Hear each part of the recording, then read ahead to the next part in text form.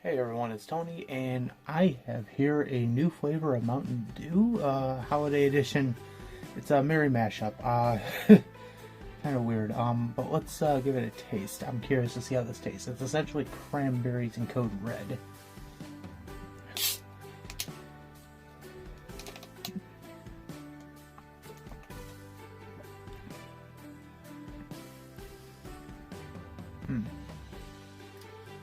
Well, it's an interesting taste.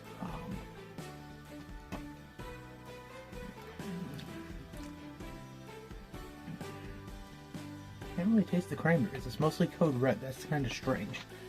But yeah, that's pretty much it. I'd say if you're out there, pick this up. I was kind of surprised Mountain Dew did a new flavor this year for Christmas. I think last year it was Holiday Bash. But yeah, that's pretty much it. This is Tony signing out. I'll see you all next time. Stay tuned for more content.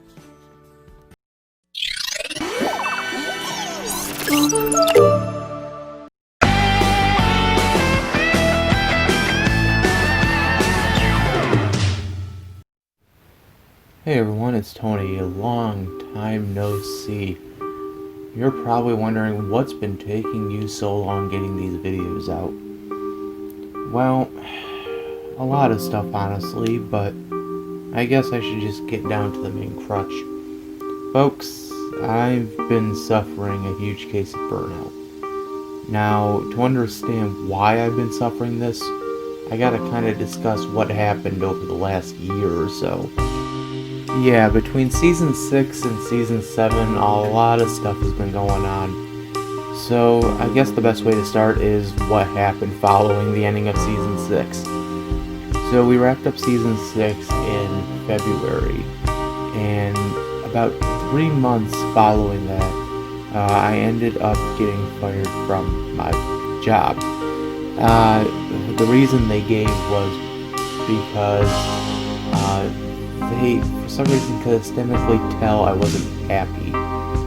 The truth was that I was overwhelmed, and honestly, I had gotten way too much stress and anxiety from the job because of having to try to juggle the calls and dealing with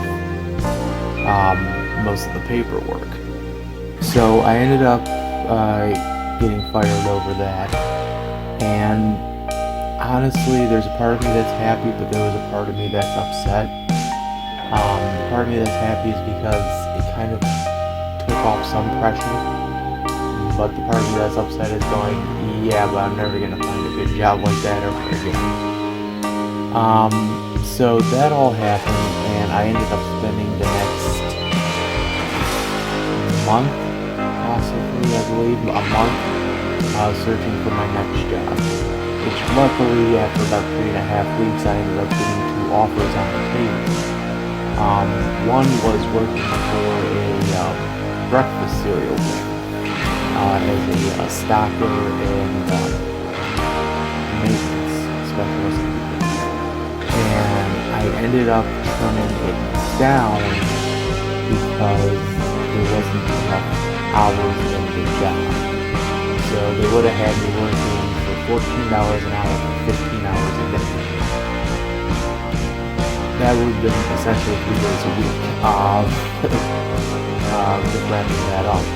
And then the other job was working for where I ended up now, the airport, working 5 days a week for the time $11 an hour. Now since then, that has gone up, the wage has gone up, and the hours have stayed steady. But I ended up choosing the airport job over Kellogg. Again, it's one of those situations where I'm happy and sad. I'm happy on the one hand because it was something where I could feel like it was a full-time job and not question when I'm going to get fired or when this is going to happen. But at the same time, though, it sucks because you lose out on the money. But then, as you realize, once time goes by, you realize you also lost out on the opportunity to have 2 jobs going back to back. But I think even then with that, it would have been a conflict of interests, and I would have had to quit one or the other. So with that, the summer overall was pretty much nothing. There was nothing much going on. The only thing I could say was at the time I was moving into my new apartment. And that right there was a whole headache and a half, because getting the whole process of moving in here, it really took a lot. So to start off with, I ended up leasing the apartment. It was supposed to start in May. But what ended up happening was the guy who was supposed to leave, the previous tenant, didn't leave till June. And so I ended up finding out, well, we set up the lease for June instead of May, in case an event like this were to happen. Okay, fine. So June comes around. The guy eventually leaves. And, he leaves. They have to get it inspected before I can go in. Okay, fine. They get it inspected and they find out, well, some of the wiring's messed up. Great. So this leads to them having to go in and rewire most of this place, because the previous tenant somehow found a way to bypass the billing system and the electricity wiring. They had to get that all fixed. But anyway, that all gets fixed, and we're waiting to get inspected again. All of this ended up taking about 2 months. I didn't get moved into this apartment until the start of July, around July 4th actually. And from there it was just trying to get stuff in, get stuff moved around, make sure everything was set up correctly, as well as keeping up with my job. So after that, things kind of again went stagnant, nothing really special. And then we get to the end of October. Now, when the end of October came around, I was at the time preparing for one of the biggest events I was excited to do, which was the New York City special. This was supposed to be the big episode that was going to glue all of season 8 together.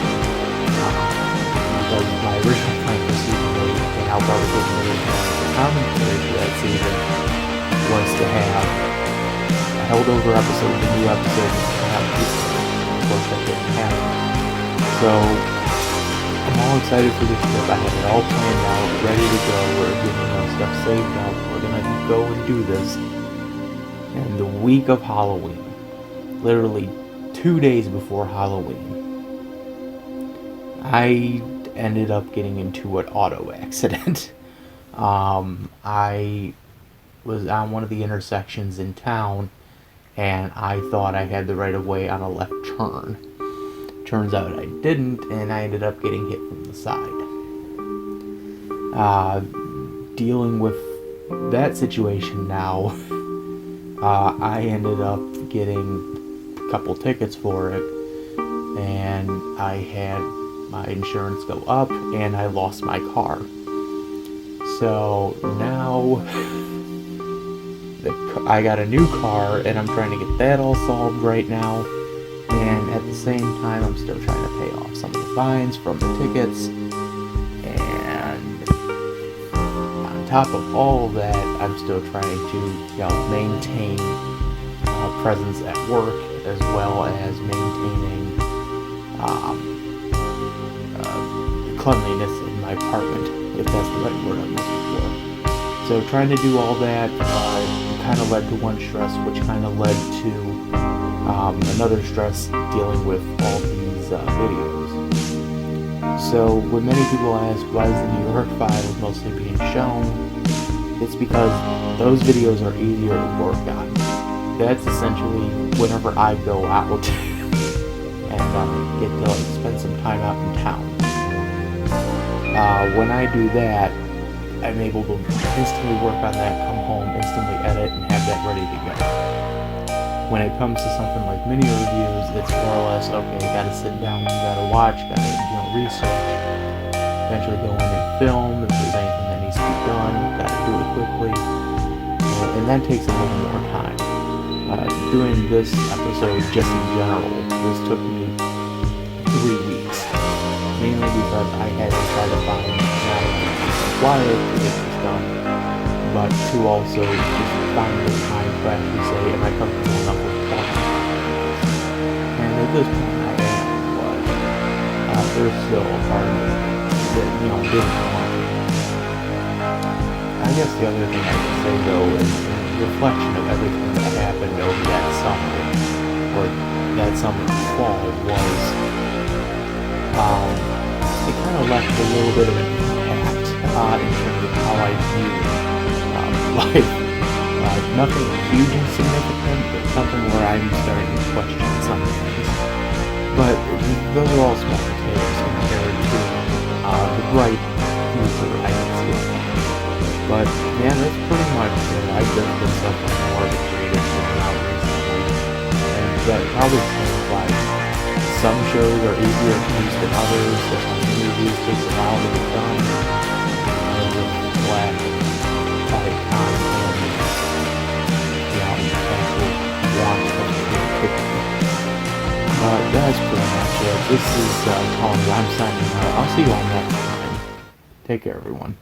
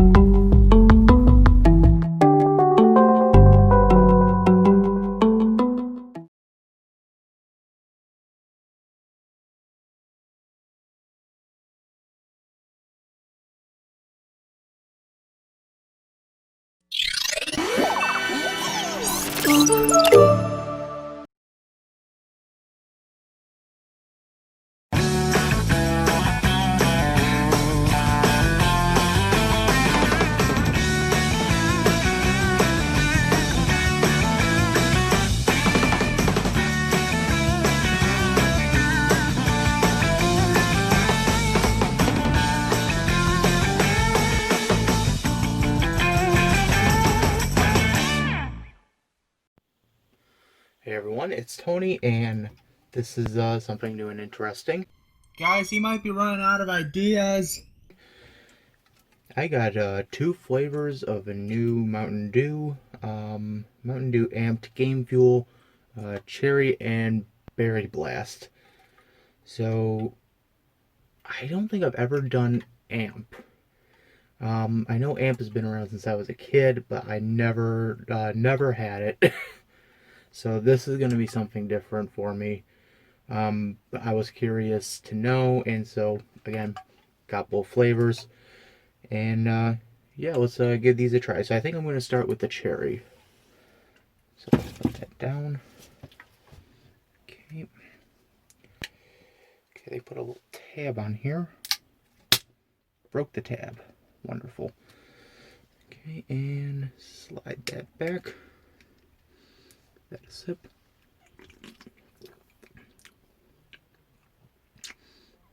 It's cherry.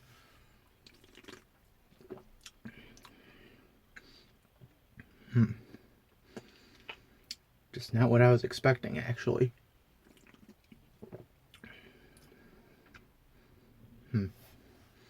Alright.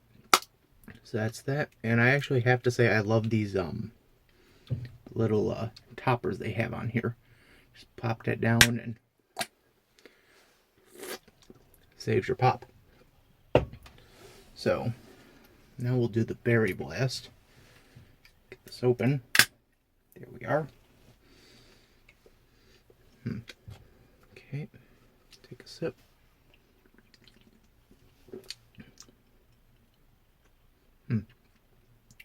Kind of more of a cotton candy flavor. Yeah, kind of more of a cotton candy blueberry-esque flavor. Actually kind of good.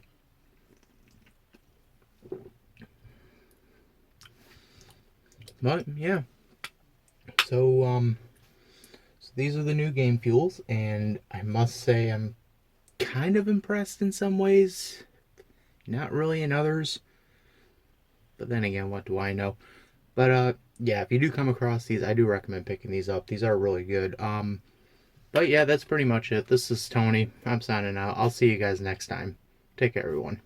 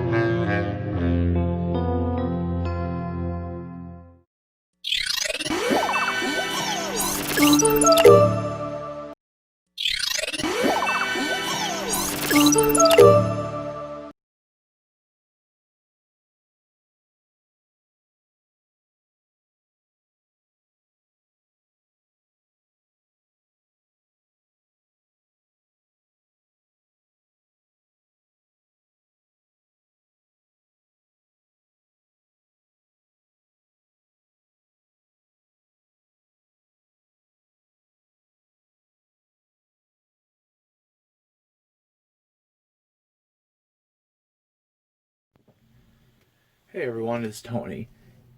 In the 1990s, there was a huge console war that had erupted between Nintendo and Sega. Now, this war had been brewing since about the late 80s, and for a while it seemed like they were neck and neck, and then in the mid 90s, things seemed to change. Sony entered the picture and it became a three-way race. Ultimately, there had to be a loser, and that loser ended up becoming Sega.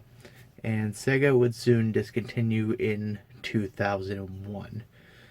But before that happened, they released their last two consoles, the Sega Saturn and the Sega Dreamcast. Now, arguably, there's a lot of people that say the Dreamcast was a great system. Now, no questions about it, it was. But there are still a few that also believe the Saturn was a good system. So, the truth is, which one was better? Was it the Saturn or was it the Dreamcast? And that's what I'm going to find out today. This is Saturn versus Dreamcast. Now, the first thing we have to look at, obviously, is technical specs. So these are the best tech specs along with sound cards. No, just best graphics.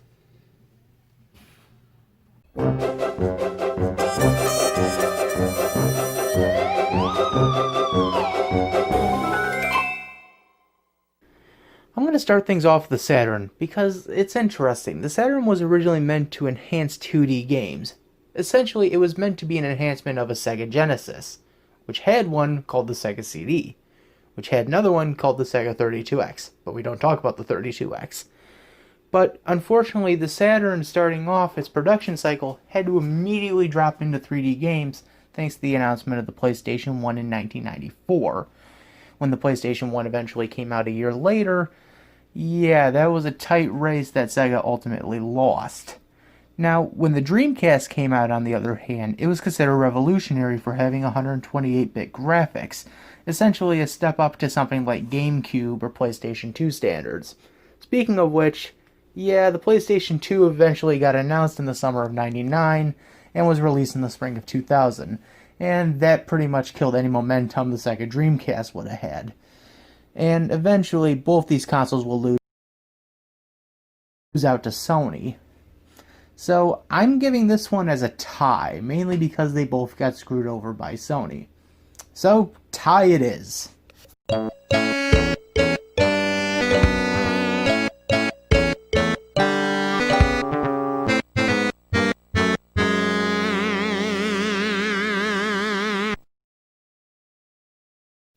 Now, nothing's more important from the graphics than the design of the console itself. This is best console and controller design. The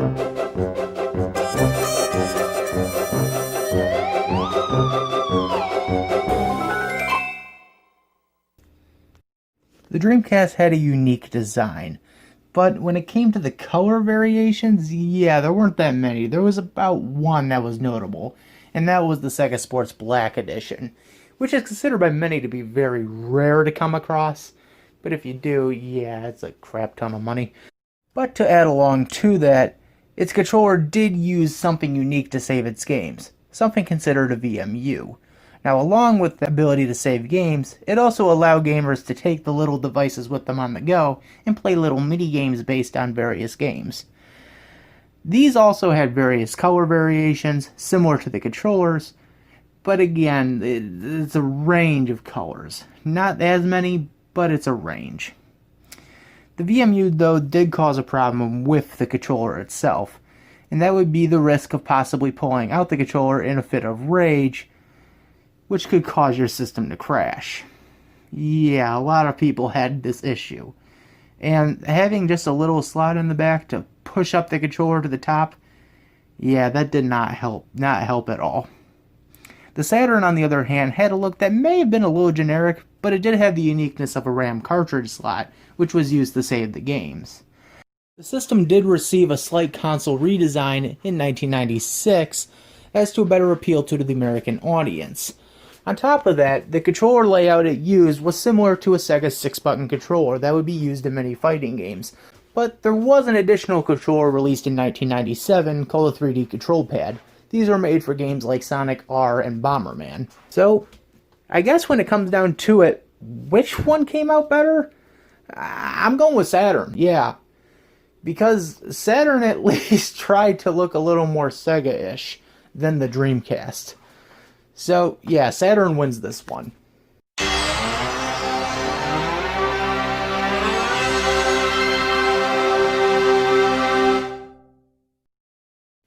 And of course, if you're going to have a great console, you're going to need some great games to go with it. These are the best games.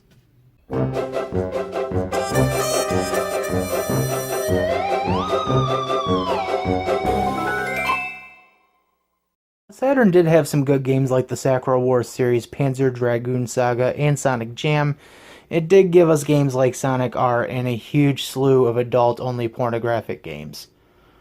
Oh my god, there were so many pornographic games. Holy shit. The Dreamcast, on the other hand, ended up releasing phenomenal hits like Sonic Adventure 1 and 2, Space Channel 5, Crazy Taxi, Sonic Shuffle, Phantasy Star Online, Jet Set Radio and its sequel, and Ready to Rumble Boxing. So, yeah, I guess when it comes down to games, this is a pretty simple answer. We're just going to go with Dreamcast. Yeah, for as much as I like the Sakura Wars series and Panzer Dragoon Saga, yeah, Sonic R and a bunch of fucking pornographic games doesn't help. No, it does not. God help me. So, Dreamcast wins this one.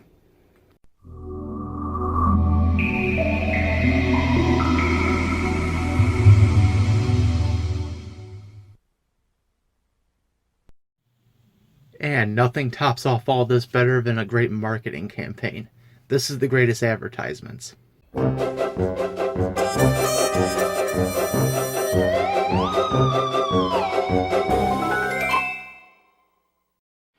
I'll be honest, the Dreamcast did have a better advertising campaign in North America with the 99.99 campaign. But for this compare and contrast, we're honestly gonna go far and beyond American and going into the Japanese market. So, yeah, we gotta talk about Yukawa Hidekazu. Yeah, this advertising campaign is good, but not great. And to talk about the storyline, it's kind of self-reflective of Sega. Essentially, you have to have some knowledge of Sega's background to understand these ad campaigns. But essentially, the series centered around Yukawa trying to get the Dreamcast to be a success. And for the first 4 episodes, that's the actual setup. Yeah, 4 out of the 8 commercials in the whole commercial series is that setup. The remaining 4 is just him trying to make sure it stays a success. Hell, they even bring in another character just to help him out with this. So, yeah, that's all fine and good, but Sega Saturn compete with this? Well, while the American market was kind of thin and wasn't pretty much memorable, I mean, they just essentially did David Lynch style ads. We gotta talk about Sega Sanshiro.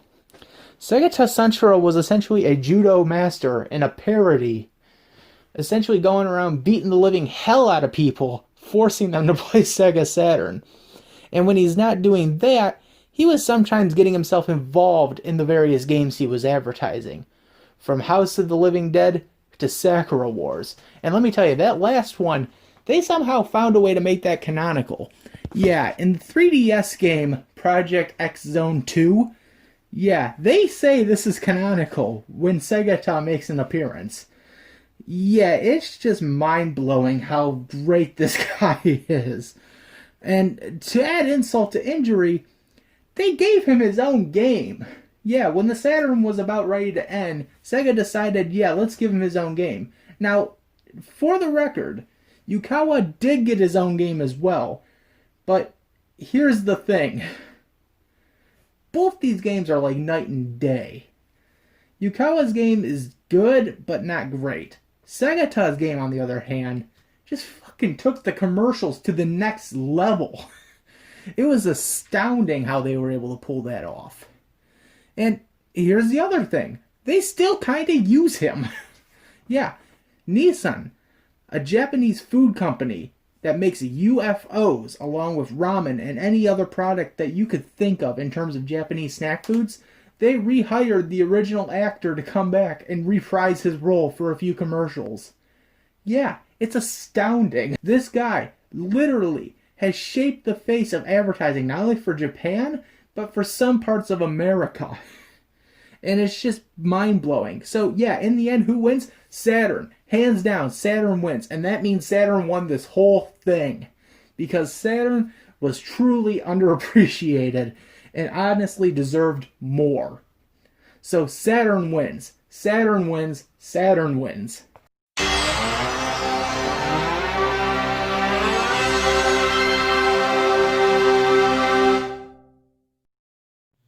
So, in the end, yeah, I do believe the Saturn was Sega's last great console.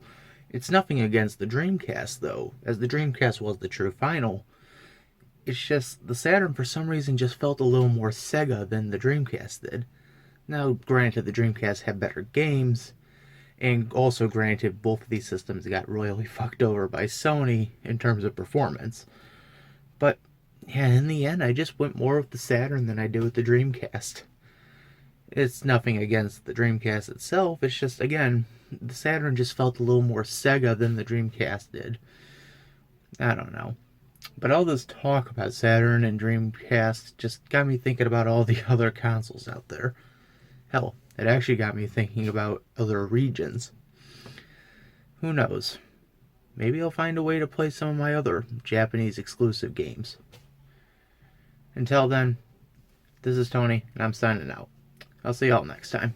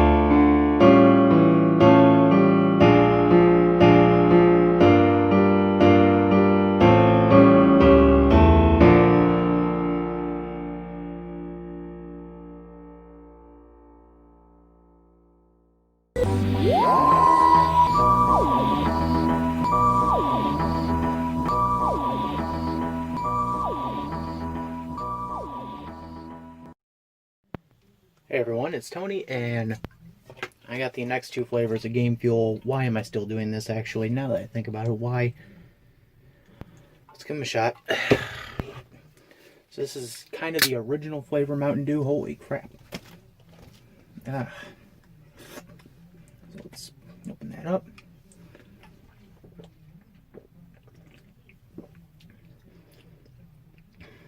It's just Mountain Dew. Nothing really unique. A little bit more of a kick this time, actually. Still pretty good. So that's that one. And then we have here a tropical fruit flavor. So let's open this one up. Okay.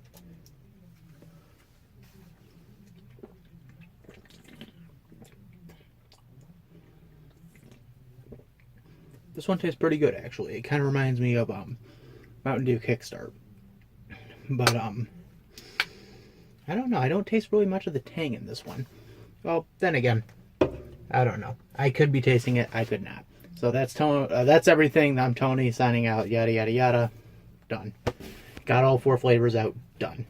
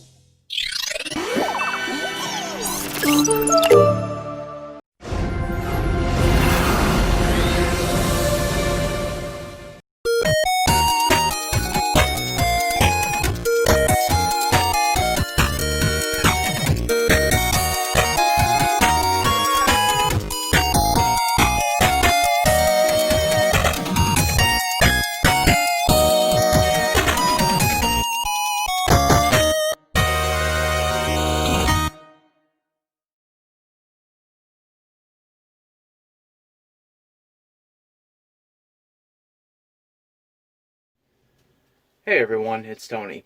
If you remember back in the Saturn versus Dreamcast episode, at the end, I actually mentioned something about region unlocking. Well, I sat there and thought about it, and you know what? Maybe we should talk about some of the various methods there are to unlocking games.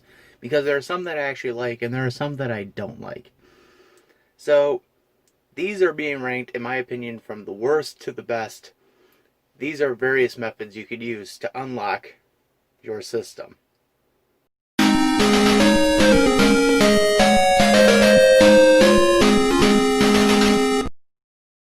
The switching disks method. Honestly, I don't actually recommend this one for the most part. The only reason I'm actually talking about it is just because I know it's usually a main method a lot of people use, especially with disc-based consoles. There are a few issues with this, though. For one, your system could actually brick if done improperly, and 2, this is just very time consuming.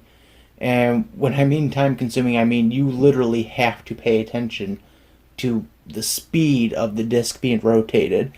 There's a lot of videos out there that explain this method a lot better than how I'm explaining it, but honestly, like I said, this is a method I just don't really recommend unless you absolutely want to do it.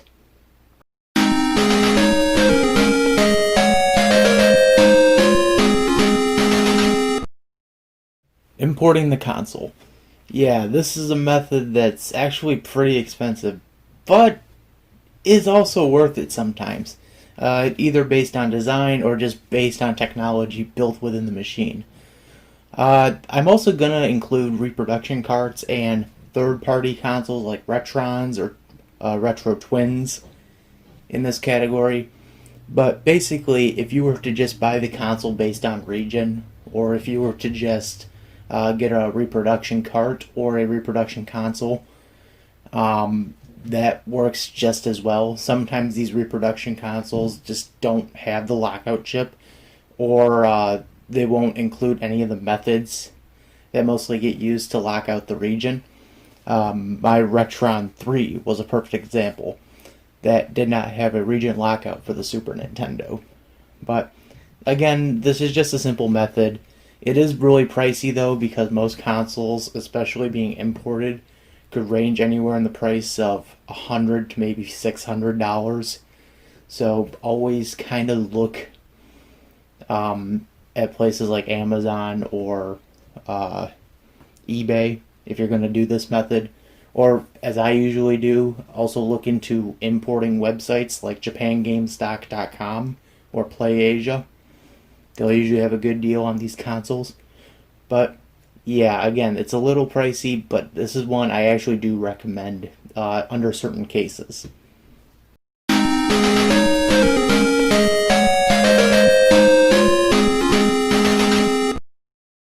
Cheat discs and cartridges.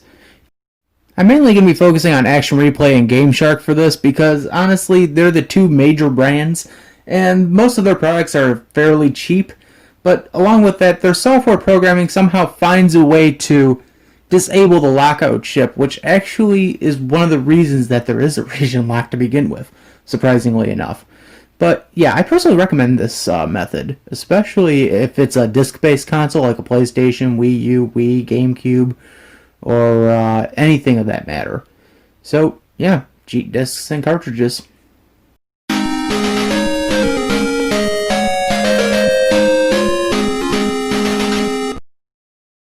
System mods. I'm mainly pointing this one out towards the N64 and the Super Nintendo. Now, I actually really do recommend this, but I am also very cautious of this, because any wrong move to the modification could potentially destroy your cartridge tray. Now, as you've probably known at this point, or if you haven't, the N64 and Super Nintendo are technically region-free. The only thing that holds them back is there are 2 pins in the cartridge tray. Once you take out those 2 pins, you're basically free to play any game you want.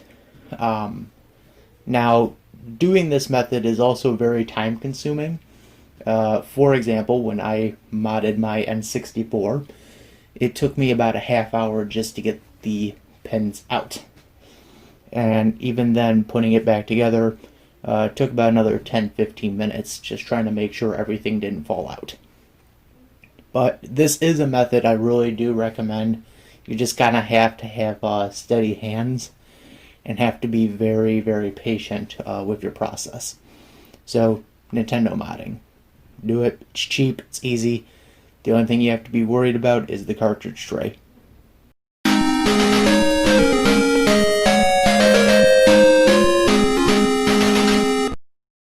Region-free consoles. Now, to start off with, I do know that a lot of people are aware that the Nintendo Switch and the PlayStation 3 are technically region-free, but there are a few more that a lot of people don't necessarily know about. These include the Sega Genesis following the Model 3 onward, as well as the Game Boy and the DS line. On top of that, there are a few accessories for other systems that are also region-free. For example, the Super Nintendo has the Super Game Boy, that's region-free, and the GameCube has the Game Boy player, which is also region-free. So, if you ever do come across any of these accessories, understand that these are completely region-free, and you could then import any Game Boy, Game Boy Advance, or Game Boy Color game you would want. And with the DS, it's mainly the same. You could import any DS game from any region you would want. The only exception to that would be the IQ games, as well as certain games that came from Japan. And there are some of the methods you could use to make your system region-free, at least the ones that I would rank from the worst to the best. Now, if you excuse me, I think I'm going to go off and watch some TV. I don't really want to talk about games. So, this is Tony. I'm signing out. I'll see you guys next time.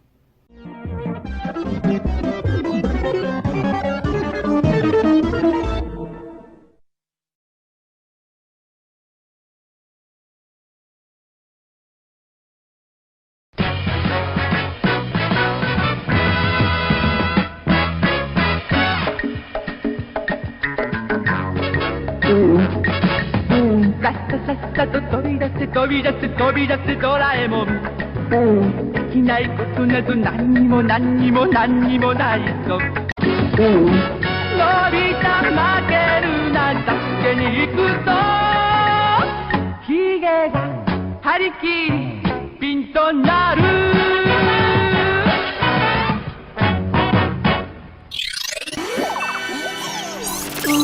「